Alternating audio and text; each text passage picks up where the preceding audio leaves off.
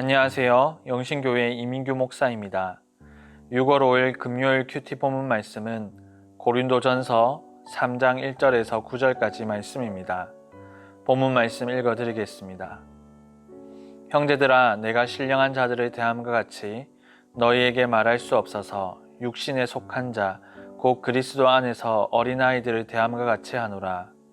내가 너희를 젖으로 먹이고 밥으로 아니하였노니 이는 너희가 감당하지 못하였음이거니와 지금도 못하리라. 너희는 아직도 육신에 속한 자로다. 너희 가운데 시기와 분쟁이 있으니 어찌 육신에 속하여 사람을 따라 행함이 아니리요.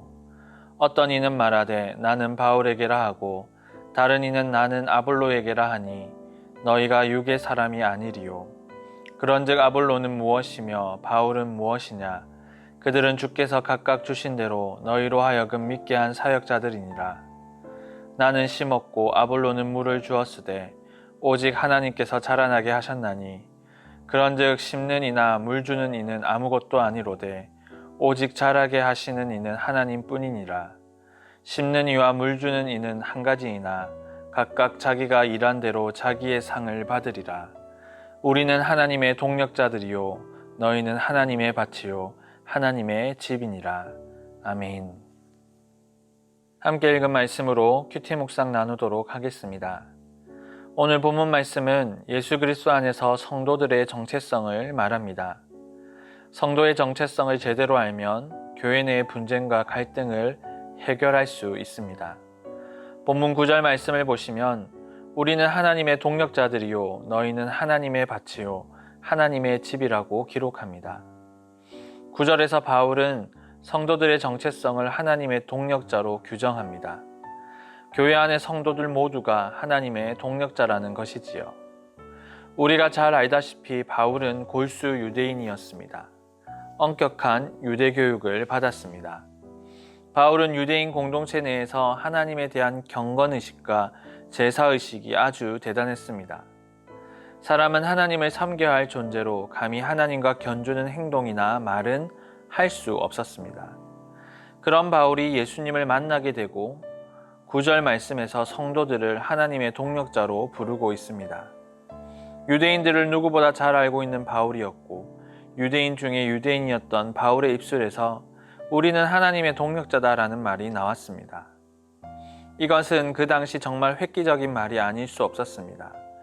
유대인들의 문화에서 뿐만 아니라 신약의 교회 내에서도 충격적인 발언이 아닐 수 없었습니다. 사람이 감히 하나님과 동력을 한다? 쉽게 받아들일 수 없는 부분이었습니다. 하지만 바울은 하나님의 동력자라는 개념을 오해 없이 잘 설명합니다. 6절과 7절 말씀을 보시면 나는 심었고 아볼로는 물을 주었으되 오직 하나님께서 자라나게 하셨나니 그런즉 심는 이나 물 주는 이는 아무것도 아니로되 오직 자라게 하시는 이는 하나님뿐이니라 라고 기록합니다. 바울은 성도를 하나님의 동력자로 부르면서도 그 위치와 한계를 고백합니다. 씨앗을 심고 물을 주고 가꾸고 돌보는 일은 사람이 하지만 오직 그것을 가능케 하시며 이루시는 분은 하나님밖에 없음을 고백합니다.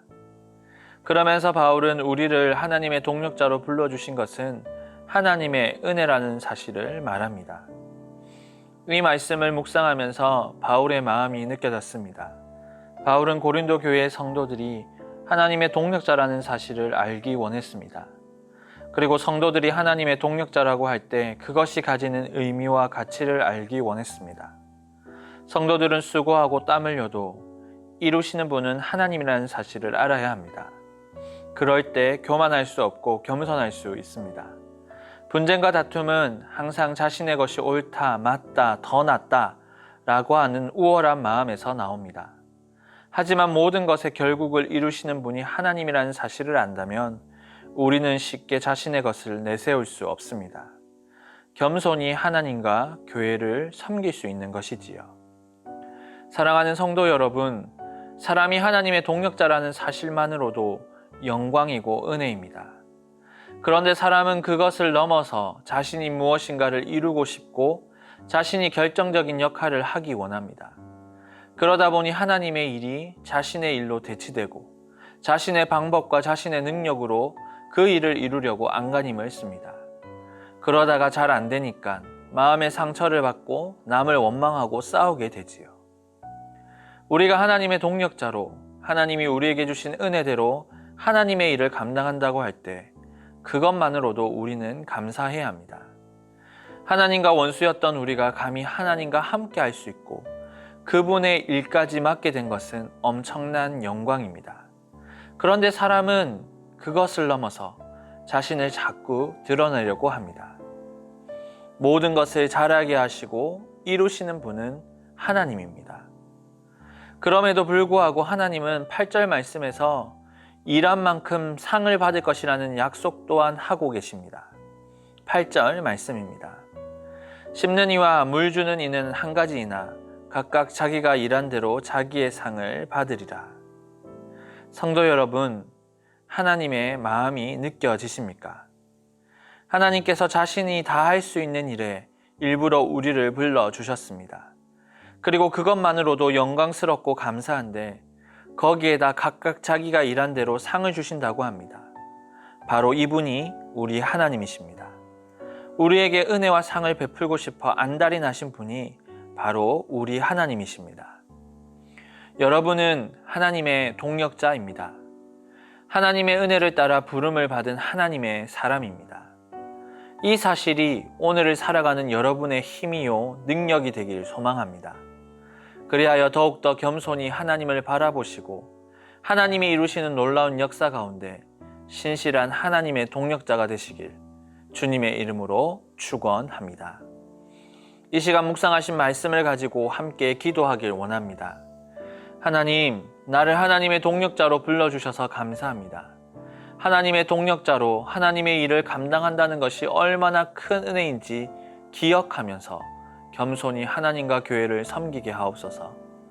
아울러 6월 7일에 있을 안수집사 권사임직식과 6월 21일에 있을 장로 선출 공동의회를 위해 기도해 주시기 바랍니다. 하나님이 기뻐하시고 주의 몸된 교회를 아름답게 세워갈 직분자들, 하나님의 동력자들을 허락해 주옵소서. 이렇게 기도하신 후에 개인적인 기도 제목으로 하나님께 나아가겠습니다. 기도하시겠습니다.